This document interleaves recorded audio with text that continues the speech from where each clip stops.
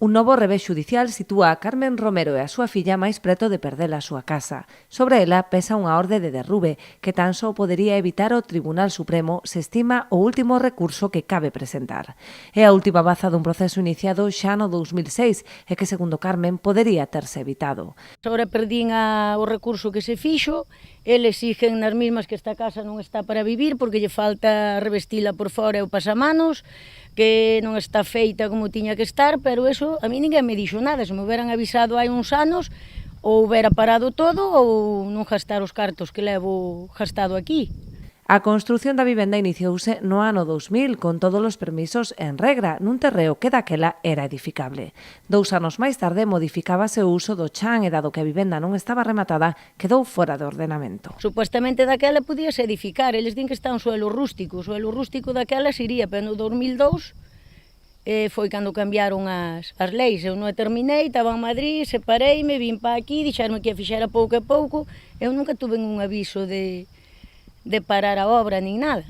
Meus pais estaban aquí seguindo todo o que se facía, viña o arquitecto que afirmar que estaba todo ben.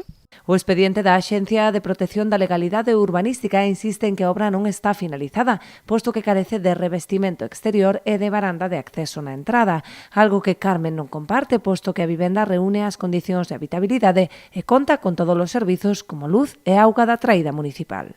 Feita, eu teño un firmado, un escrito do ayuntamiento, do aparejador, de que esta casa, unha vez que fora pola basura, que me cobraban uns atrasos, dixo, non, eu teño que facer un papel de que a casa está apta para vivir. Pero eles agora contradíxense que a casa non vale porque lle falta isto, porque infrinjo a lei, claro.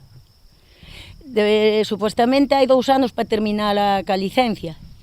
Non a terminei, pero agora hai 22 anos. Non a terminei porque non tiña carto, non tiña ninguén me dixo isto. Se me hubieran dito isto, pois houbera por todos os medios terminala antes.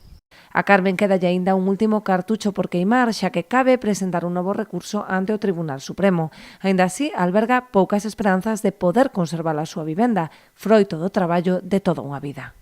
Que fixen algo mal, vale, pois metedeme unha multa, se está a casa mal feita, se a fixeron mal, unha multa, bueno, pois pago, pero non botarme á calle a mí, mas a miña filla.